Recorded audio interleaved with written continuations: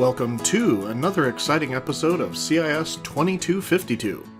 I'm your host, John Baugh. Today we'll be talking about expressions and interactivity in C++. So let's get going with that. First thing we'll talk about is the cin object. So I'm going to start a new project over here. Empty project. Make sure it's in a location that I can remember and that I like. We'll call it Chapter 3.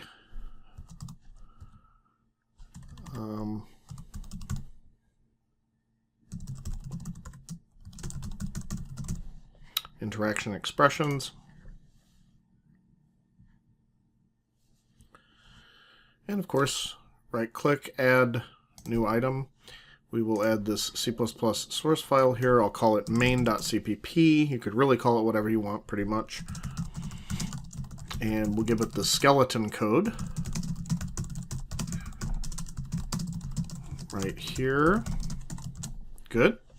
So you should be able to do this in your sleep, probably within a couple weeks of the class, eventually, if you practice enough. We saw the cout object already, which requires output iostream file to be included at the top, but the cin object is basically its counterpart for standard input from the keyboard. So often used with cout to display a user prompt first, and data is retrieved with cin using the stream extraction operator, the two greater than signs. The stream insertion operator are two less than signs used with cout. And basically they're arrows pointing to the direction of where the data's going from where it's coming. So user goes from the user input goes from the keyboard to the input buffer where it's stored as characters. cin converts the data to the type that matches the variable. So for example, just like they have here, we'll do, what's it about? Height? Okay, so we'll do that. We'll say, what is your height?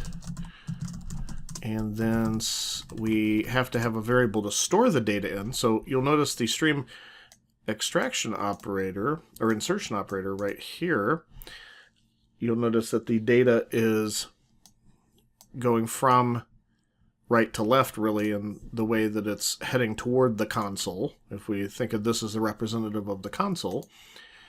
And if we have something like this, we'll get the height there, and then say your height is, and then height, right there. So we'll echo back the data to the user, basically. So we'll build it, and it said it succeeded, so we'll do debug, start with this one started debugging. I meant to start without debugging, but it'll just take an extra second. That one seems to be a problem. Okay, let's try it again. Start without debugging. It says unable to start, insufficient system resources. That sounds like it's probably my antivirus, so give me 1 second. And I was correct. So I turned off the live scan for now, and I'm having it wait until I am done recording. So debug, start without debugging, and now it's actually running properly. So what is your height? Let's say, we'll just, maybe it's 100. So we'll say your height is 100. Okay, we didn't expressly say units, so we'll just go with that. So it took in the data, it takes it in as characters, meaning character data, and it converts it to whatever type is required. So this is taking the data from the keyboard and sending it into the program, into memory, held in memory by the variable height. Pretty cool. All right, so continuing along these lines, you could actually use this to input multiple values if you'd like. So you could put cin height and then width. Multiple values from keyboard must be separated by spaces or by new line characters by hitting enter. You must press enter after typing the last value, and multiple values need not be of the same type. Order is important, though. The first value entered has to be stored in the first variable, then the second variable, etc. So the order does matter. Mathematical expressions up next. So we've got an expression. We'll describe what that means. An expression is something that can be evaluated to produce a value. So it's pretty similar to what our definition is in mathematics. It could be a constant, it could be a variable, combination of constants and variables combined with operators and grouping symbols. We can create complex expressions using multiple mathematical operators. Examples of different mathematical expressions are right here. So just the integer literal 2 is a mathematical expression. Height, assuming that's an int or a float or what have you, double. If it's a numeric value, then that is also an expression just by itself. So literals and variables are both expressions. So we would say this is a, if you want full names, this is a literal constant, which has the value 2. And this right here is a symbolic constant, or a symbolic variable in this case. It symbolizes whatever value it's holding. We will get to symbolic constants in just a minute. And that's how we distinguish those from symbolic literals, which are these. So this is an identifier holding a value, but it could be changed. Now, this is also an expression. In this case, we've got 2 operators and 3 operands total. You'll notice that it'll follow the order of operations that we're pretty much used to. It'll do the division first, b divided by c, and then a will be added to it. That's a mathematical expression. They can be used in assignment statements with cout and in other types of statements like this. So if I have a variable named area and I say 2 times, assuming we have a value called pi, times radius, we can do that calculation. You can also use it, say, in a cout statement after the stream insertion operator right here in a mathematical expression right here. So this is an expression. These are both expressions. This just happens to be a string expression. This is an expression as well right here. So this is also an expression, this whole thing. So this is an assignment operation going on. This right here is an expression. Order of operations, parentheses are first. Then we have unary negation in order from left to right. So that means if you have negative numbers, then you can do the unary negation. Then we have the multiplicative type values. So like, please excuse my dear Aunt Sally, pretty much still applies. We don't have an exponentiation operator. We'll talk about that in a minute. But what we have here, multiplication, division, and modulus all fall into the multiplicative type operations. And finally, we have plus and minus, so addition, subtraction operators. So in this expression, what would we do first? 2 plus 2 times 2 minus 2. Well, since the multiplicative operations come before any kind of addition, subtraction from left to right, we do this first. So that would become a 4. Then you have 2 plus 4, so you read from left to right, scanning for additive stuff once you're done with the multiplicative stuff. We don't have any parentheses, there's nothing like that. So it's 2 plus the 4 that we originally got here, that's 6, then minus 2, and we get 4. Associativity. The unary negation associates right to left. So we've got the unary negation, the multiplicative and additive operators as well. Parentheses can be used to override the order of operations. So down here we have examples. So 2 plus 2 times 2 minus 2, that's the one we saw just a minute ago. And we ended up with 4, of course. This one, we can use parentheses, so we know that we have to do this first. So we get 4, and then 4 times 2 is 8, minus 2, that's 6. 2 plus 2 times 2 minus 2, we end up with 0 right here. So then we go through, after the parentheses are completed, we get 2 times 0, that's 0. 2 plus 0 is 2. And then right here we get 2 plus 2, which is 4. And then 2 minus 2 is 0. 4 times 0 is 0. So no shock there. Pretty much exactly what you expect from the math. Algebraic expressions, multiplication requires an operator. So if I have a variable named area, I'm not saying this is a good name for a variable. I'd use lowercase, but I think they're just trying to make it stick out from the methods that they're using. But they have area equals L times W, length times width, we'll say. There's no exponentiation operator. Oh, I guess there's another thing here. You can't do like you do in math. If I have two variables here, I can't just say LW, or if there's a literal in a variable, I can't say 2W or 5W or whatever. You have to put the multiplication operator. So that's the takeaway from this right here. There's no exponentiation operator in C++. So I don't have like S and then caret 2, like you might in some languages. In Python, you can put two multiplication symbols. So I could say S, in Python, it could be something like area equals S times 2. We don't have that in C++, so there's no exponentiation operator. However, there is a function to find the power. You have to include cmath right here. So if I go back over here, that's an additional library you have to include. So I would include cmath right there.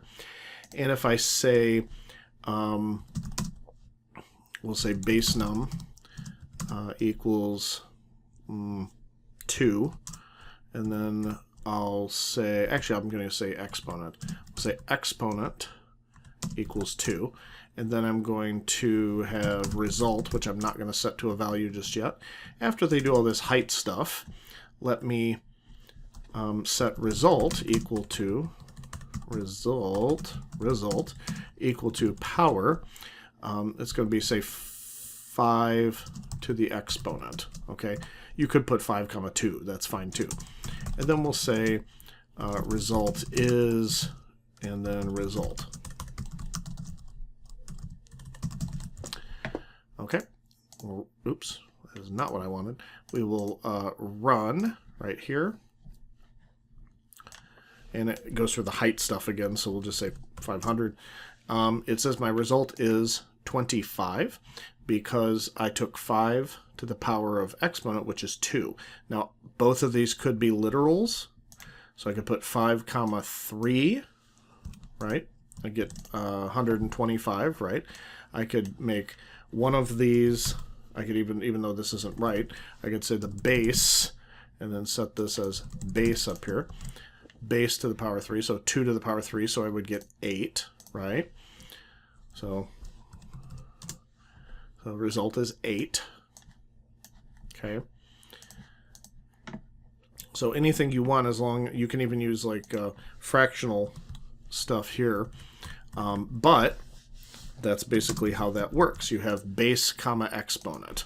So base comma exponent for the arguments to the POW function, right? Good. Pretty cool. Now parentheses can also be used and have to be used in some situations. So in math, you might be able to write m equals, and then you put them in vertical notation like y2 minus y1 over x2 minus x1, but you have to write it like single line, or at least visual doesn't matter. It's got to be taken care of by operators, so you have to do something like this. So you'll have to say I need to do this first, and I need to do that, and then I can divide this by that. So it's the same thing you would do in reality, but you have to write it like this in C++. So data type conversion and type casting. Operations are performed between operands of the same type. If operands do not have the same type, C++ will automatically convert one to be the type of the other. This can impact the results of the calculations.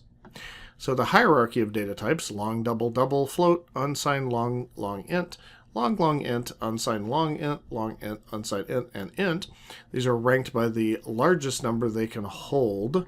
So the long double can hold all of the other ones. It will never lose data. Double can hold all the ones below it. If it tries to hold the data in a long double, it could lose data.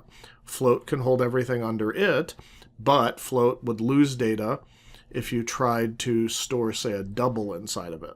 Does that make sense? All right, so coercion. These are terms here. Coercion means automatic conversion of an operand to another data type. It's implicit casting or coercion. Those are the terms. Promotion means conversion to a higher type. Demotion means conversion to a lower type. So except it's actually performed. So if the promotion would be like a widening conversion, is usually the term we use in Java, and demotion would be like a narrowing conversion in Java. So if I went from int to a double, then that would be storing the int to a larger type, higher type. That would be like a widening conversion, moves into a roomier house. And then trying to go to a lower type, double to int, that would be demotion. Okay, so that's a narrowing conversion, which Java disallows without being explicitly told what to do. Coercion rules, char short, unsigned short, are automatically promoted to int as needed. When operating with values of different data types, the lower ranked one is promoted to the type of the higher one. When using the assignment operator, the type of the expression on the right will be converted to the type of the variable on the left. If demotion is required by the assignment operator, the stored result may be incorrect if there is not enough space available for the receiving variable. Floating point values are truncated when assigned to an int, for example. So if I say, what this is saying is if I say something like, if I have an int a equals 3.14, it's going to truncate the 0.14. There's no way to store that data into an int. Coercion affects the value used in calculation.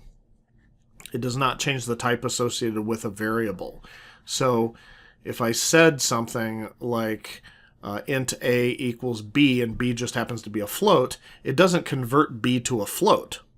It coerces the b value that it contains to an int so that the a can hold it, but it never affects the original variable, because that would be quite destructive. So typecasting can be done manually, and even though there are older ways to do this, the C style, and it's actually the style that Java uses, strangely, is the older style. This right here is used in C++ for manual data type conversion. There are different types of casts, but static cast is the one that we will work with most of the time in these situations. So static underscore cast int on 4.2, that will display a 4 because it will have converted whatever you have in the parentheses here to an int. All right, so more examples here. Now, chars are another example. If we have something like this, I'm actually going to close this solution, and I'm going to create a new one. Create a new project, empty project. Make sure it's C++ in a second. I will call this chapter 3. We'll call it coercion, or, well, we'll call it casting, etc. Okay, no period, just casting, etc. And then again, add new item and main.cpp. This is another thing you might find a little irritating when you are dealing with C++, is that unlike most of the Java IDEs that we have, where you can just right-click a single file and say, hey, run it, if you have more than one file with main in it in the single project, it's not going to run. It'll say, hey, wait a minute, you've got two mains. So that's unfortunate, but that's just kind of how it is. So let's do this here. I'm going to say char, and we'll call it char my char equals, we'll say the capital letter A. And then char your char equals the lowercase j. Now, I can do this. You can store it as an int, or you can do it directly to cout. That's fine. So we'll say static cast it to an int, and we'll pass my char to it. And then we'll actually do this. We'll say my char, and then said is casted as, and then the static cast, right? So we'll do this other one. Your char is casted as, and then static cast your char. So it's basically a function call here, right? It's like a function call here. Let's run it. And it says A is casted as 65, and lowercase j is casted as 106. That is their integer value, basically. So if you're wondering, well, where the crap does the 65 and the 106 come from? Well, glad you asked. So in an ASCII chart, which is a subset of the Unicode standard, here's our friend the Wikipedia, if you have a 65 being the capital letter A, if we find the capital letter A, the decimal value for it is, in fact, the 65. And the lowercase j, the lowercase actually have higher ASCII values, so they're considered higher or larger than the ones with uppercase. So if we're doing that and we go to j, we'll notice that's 106 in decimal. So that's why we're getting the values 65 and 106. So that's pretty cool. Good to know.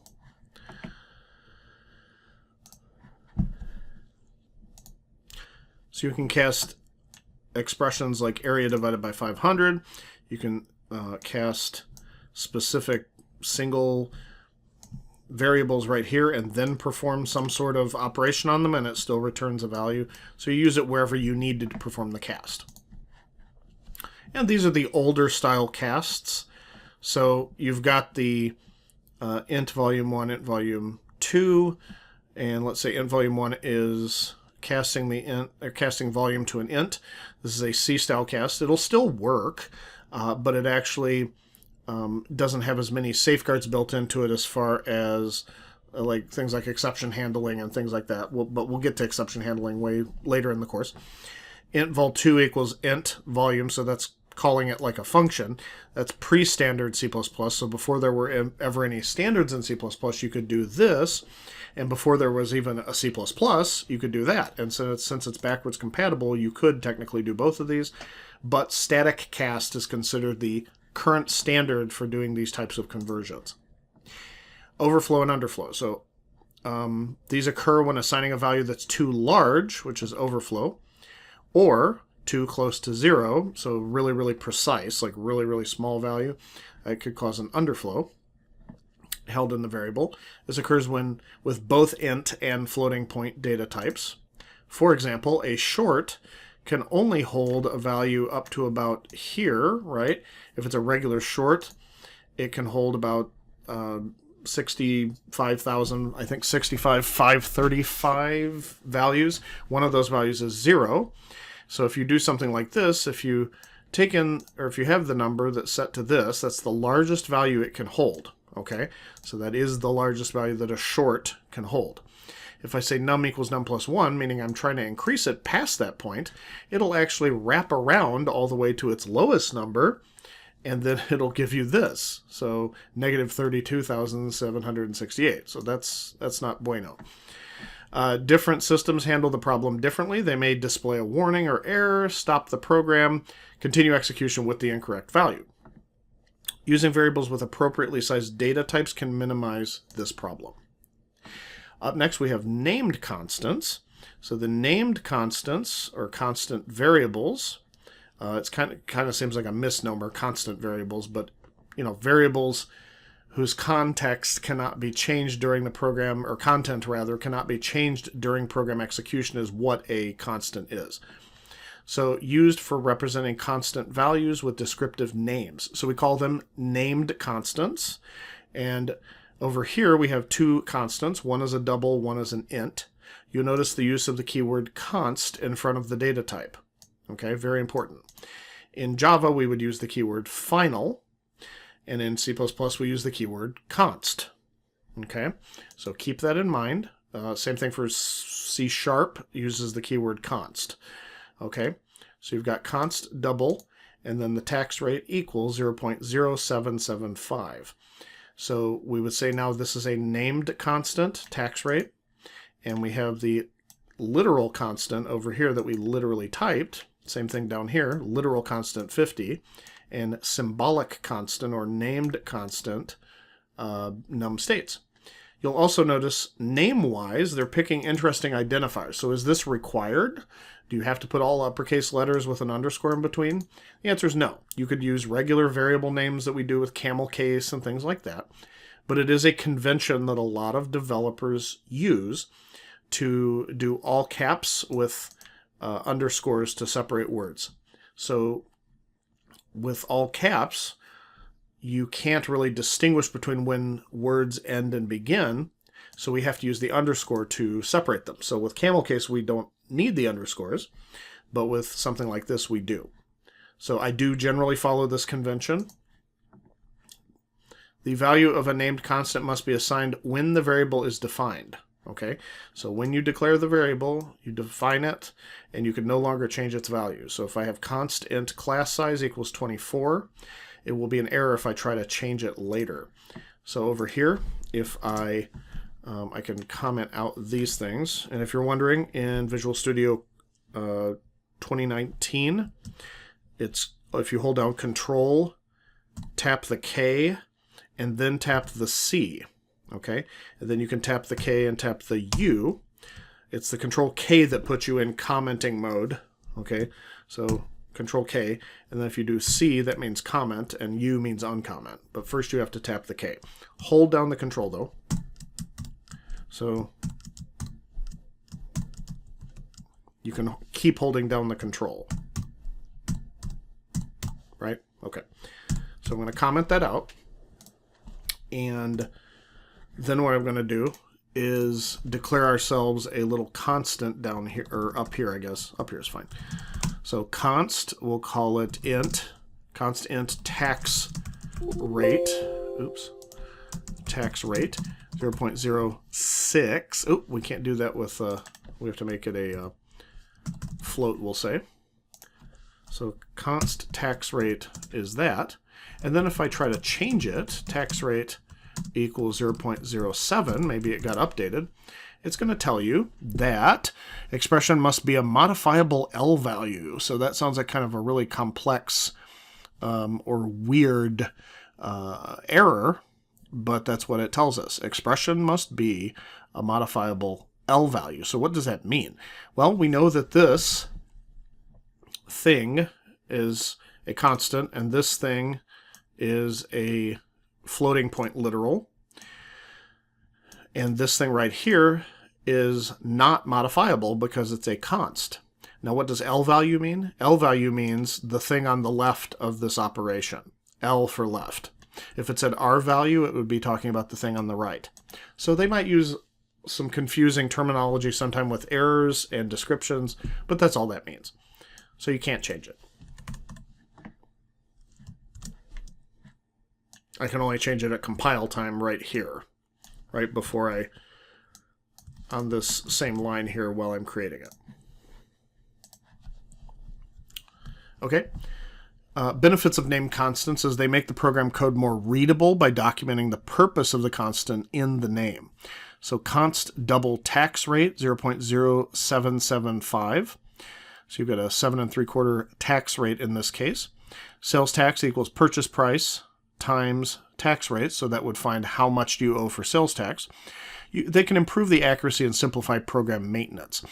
It also reduces the use of so-called magic numbers, which can get strewn throughout a program all over the place. So you might have some sort of equation somewhere or assignment going on somewhere later in your program, and it might say like, you know, my result equals 7 times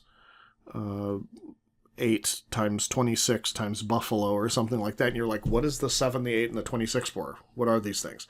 Or you might have something like, you know, my price times 0.07. Well, what does that mean? What is 0.07? So giving them names can make your code more what we call self-documenting. That means even without comments, the actual variable names and uses of them are really good. So we want good variable names and good constant names. And when you use them, it actually helps to be more self-documenting as well. Multiple and combined assignments. So if you need to you can string along the assignment operator like this. So if I want to set all three of these variables to the value 5 here, or it could be a variable on the end, that's fine, as long as it has a value. The order this will be done will be right to left. So it will associate this first, so 7 will equal 5, then y will be set to the 5, and then x will be set to the 5. So they kind of show you what that looks like here. Combined assignment, this is a shortcut. It's the same thing we have in Java. So it applies an arithmetic operation to a variable and assigns the result as the new value of that variable. So the operators we have are the addition assignment operator, subtraction assignment operator, multiplication assignment operator, division assignment operator, and modulus assignment operator. So they basically are a shortcut. So they show you an example over here. So sum plus equals AMT for amount is short for sum equals sum plus amount. So basically sum plus equals AMT takes the thing on the left and adds it to the value of the thing on the right and then stores it back on the thing on the left. So if I go in here and I make another variable here, let's say int x equals 10, and I say x plus equals 22, and then print it out, say x is, and then print that out. Think for a second about what you think it's going to be. And remember what this plus equals means. Okay, so we run it. And it says that x is 32. And that's correct because, remember, this is a shortcut for take the thing on the right, add it to the thing on the left, and then store it back into the thing on the left. So since this variable on the left holds the value 10, we add the 22 to it, add it, right? And then add that 22 and then to the 10, get 32 and store it back in x. Now, multiply equals, let's do 5. Think about it. Think about what it's saying, right? And then let's run it and see if you get the right value. And it says it's 50, and that should be what you would have thought of. So the x is 10. Take the thing on the right, which is a 5, multiply it by the thing on the left. That gives us 50, and then store it back into this value right there. So this does modify the original variable. And notice it has to be a variable. If you try it with a constant, it's not going to work. So again, shortcut, x equals x times 5, right there. That's our shortcut.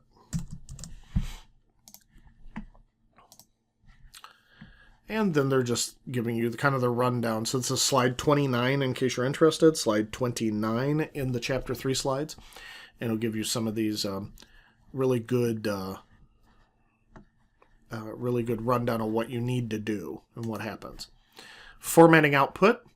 So there's many different ways to format the output so that it displays nicely. So different output displays for numeric and string data. There could be the size of the data, position, number of digits, and these require the iomanip header.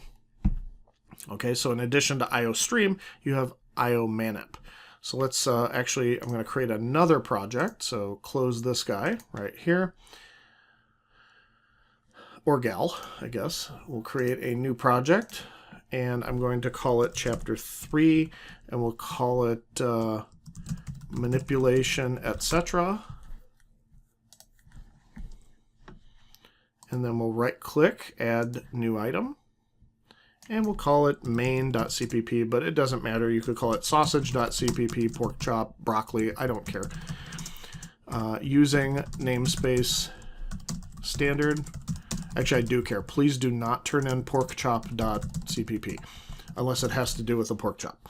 All right, so we have the return 0 here, and we have all the other stuff for the skeleton program for our main.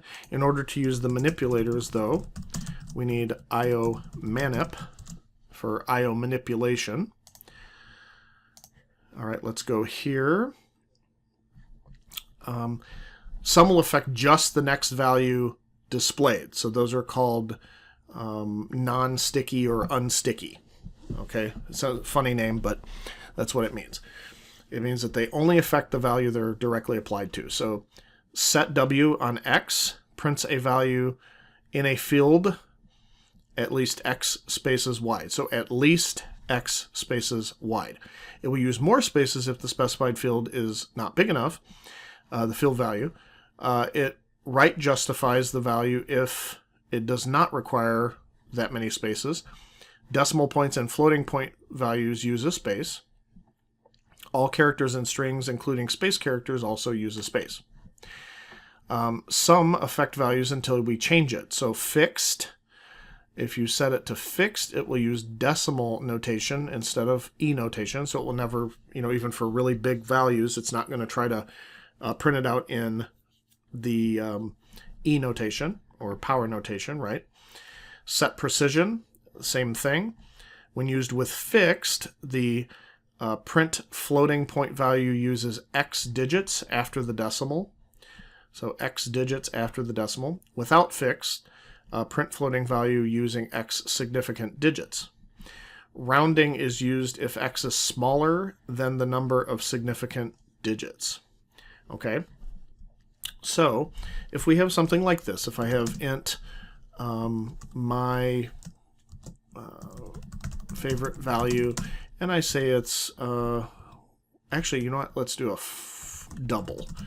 My favorite, we'll just say my favorite, and we'll say 100 or 1450, yeah, we'll do that.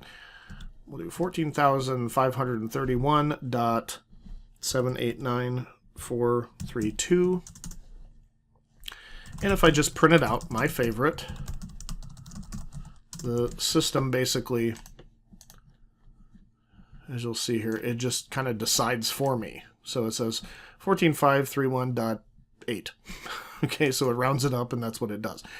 If I say, I usually put all my manipulators that are sticky manipulators that are good until I change them.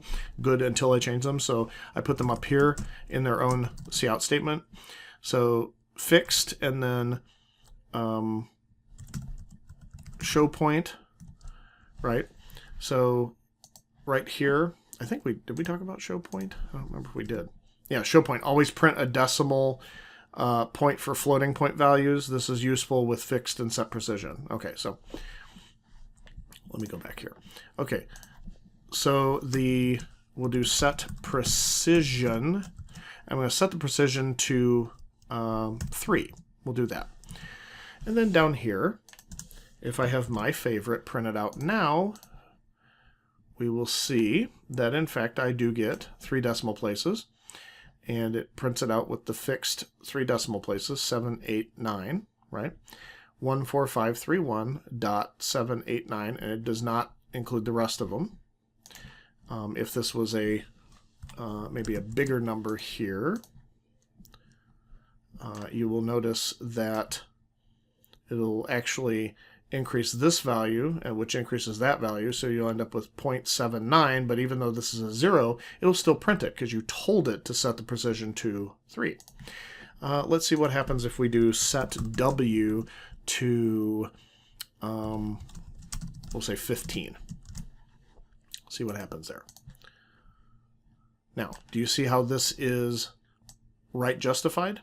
If you were to count all these spaces, including all the numbers, the dot, and these numbers, you would find that this is right justified within 15 character width.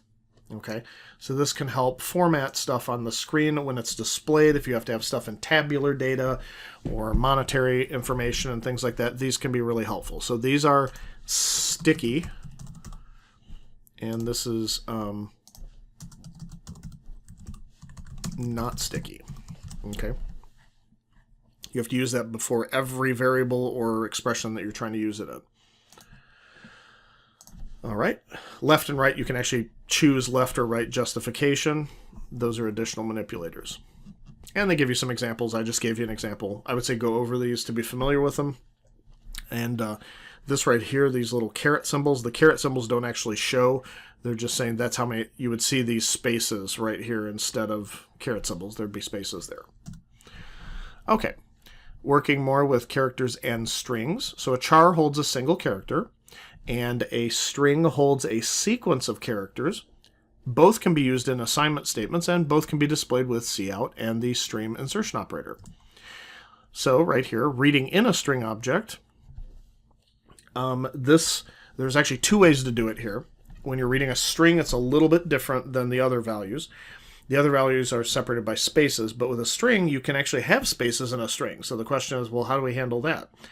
Well, if you use the stream and extraction operator with cin directly, and you use it in the same syntax we've been using, it'll actually read in a string containing no blanks. So if I type John space baw, it will actually only hold John. So str will get the value John. But if I want it to hold the entire thing I type until I hit enter, then you have to use getLine. So getLine cin, comma, str, right? Okay, so if I go in here and let's just include string here. Should always include every library you're using. And I'm going to say string my name equals John Philip Baugh. And I'm going to say, hi, I'm, oh, you know what? Actually, wait a minute. I'm going to do this. I'll actually input my name. That's what the whole purpose of this was. Duh. Okay, so I'll say, what's your name? What's your name? And then I'm going to not do cin, because, well, actually, let's try that. I'll show you. So I'll do my name, and then it'll say, hi, my name is whatever. Now I'm going to comment out the sticky, not sticky stuff down here, so we can work with our string here. It'll say, what's your name? I'll say John Philip Baugh. It says, hi, I'm John. It completely ignored Philip and Baugh. Now, if I knew there'd always be three, I could make three separate strings and do that. But better way to do it, if you know that there's going to be maybe even varying sizes, you could give it the stream that it's supposed to use and then the variable that it's supposed to store the value in. That's what these two arguments are. So here's the stream it's supposed to use. Now, we're doing it from keyboard, but it could be from file or something like that. And then you have the variable you're storing the value in. What's your name? John Philip Baugh. And now it actually prints the whole thing. Hi, I'm John Philip Baugh. Pretty cool. Character input. You can read any non-blank character using just the regular stream extraction operator here with cin. If you do cin.get and then ch, it'll read in any char, including blank characters. Same thing here, ch equals cin.get. These two do the same thing. Cin.ignore will just skip over the next character in the input buffer. So general form for ignore, though, you can actually pass it. If you don't pass it any arguments, it will just skip the single next character. If you tell it to skip a certain number of characters, you can do that. So you can say skip 20 characters. So it stops if it reaches a C before n characters have been skipped. Otherwise, n characters are skipped. So you could tell it skip when you get to, until you get to a new line character, or skip until you get to an A, or whatever you want. And of course, without any arguments passed in, this just skips a single character. Some string member functions. These are really, really helpful. This one will be useful for you, I'm sure, with assignments that I will torture you with. Assign you. So you've got length. That's the number of characters in a string. So if I do string town equals Coal City, it'll say you can grab the size by saying, int size equals town.length, or you could just print out directly town.length or do whatever you need to do with it. It'll say the size is 9. Now you might think, well, wait a minute, where'd the 9 come from? I only see 8 characters there. Well, 1, 2, 3, 4, 5, don't forget the space, 6, 7, 8, 9. So there we go. We've got 9 characters in that. The length does not return or include the null character termination that all string values have at the end automatically. So just be aware of that. Assign means put repeated characters in a string. It can be used for formatting the output. So I could say something, if I have equals and I say equals dot assign 80 equal symbols, then it will do that. It'll print out 80 equal symbols. You use the assignment operator to assign values, just like you would with other variables, and you can use the plus symbol to join strings together. So if at least one of the things is a variable, this should work fine. Don't get too comfortable doing joining like this with just two string literals, or you're going to get some behavior that you don't expect, because they're actually C strings. So when C++ looks at this, it doesn't see a string class string, it sees the C string, which is basically just an array of characters. That's all it sees. So that can get very confusing when you try to use a addition operator. You'll get some weird compiler errors or behavior in other situations. You can also use the plus equals. That makes sense to do that. So you're concatenating. Concatenate means to add some, not add, but to connect two different strings, or two of the same string, whatever.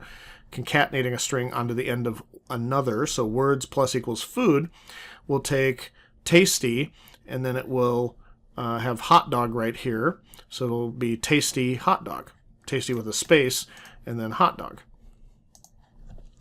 Now, C strings. So this is the old style string, and this is what an actual string literal is interpreted as. So you have to be very careful. A C string is stored as an array of characters. The programmer must indicate the maximum number of characters at the definition. So you can do this right here, and I can say char temp of a particular size. So at this case, the array of characters here, it's size 5, and then I'm putting hot in it. As long as it's within the number of characters, it's fine. A null character is automatically placed after the final character to mark the end of the string. So even though this can hold 5 characters, we're only actually using 3, and it's using an additional one to hold the end of string marker. So you should always make sure that when you allocate an array, it should be large enough to hold the number of characters you want to hold plus 1, so it will hold the null terminating character at the end. So here we go, C string and keyboard input. You can input a C string. You can even use getLine, but you can use it off of cin.get line instead of just using getLine. If you just use getLine, you're using it with actual string class, but if you say cin.getLine, you can use that with C strings. You can use them with setw and width manipulators and things like that. Okay, so we'll skip over some more of that stuff. Oh yeah, cin.getLine is not the same as getLine. I think I said that, and hopefully that was clear. They're not the same thing. cin.getLine is used for C strings, and getLine is used for actual strings, like C++ strings. Mathematical library functions that are available to you, so if you have to perform any kind of mathematics that you want to do that are a little more complex than just simple addition, subtraction, multiplication, division, modulus, then you can use the math library. You have to include CMath. We saw that before with POW, right? So we used POW just a bit ago. But you can also do absolute value, sine, cosine, tangent. You can do square root, log, and there's tons of other ones. So they can do your algebra homework for you. If you write a program, you can do it. Random numbers, if you want to generate a random number, or what we would actually call a pseudo-random number, a value is chosen from a set of possible values, and each value in the set has an equal likelihood of being chosen. We call that a uniform distribution. Random numbers are used in games and simulations. You have to include the C standard library header, so C stdlib, and you can use rand. There is actually a more modern random number generator in C++ that is more random. It's what we would consider cryptographically random, so it's better, but this is sufficient for most purposes, and it's easier to use. This one's older, but it's sufficient for most of our purposes. So this returns a random number between 0 and the largest int that the computer can hold. It will yield the same sequence of numbers each time the program's run, though, given a particular seeding. This is called the seed value, or seeding the random number generator. But how do we seed the random number generator to get a sufficiently random value? What you can do is you can use time to generate the seed values each time the program runs, and if you pass time 0 or null pointer, null PTR, either way, then what it will do is the seed will actually get a value based on seed will be the value based on the current time. So that's pretty cool. And it's going to be an integer value, and then you can actually call srand to seed the generator. And then if you keep reseeding it, it'll actually be very, very random. Quite random. What we would call sufficiently random for most purposes. All right, and that's it for that chapter. I hope that was useful, and I will see you next time. Bye-bye.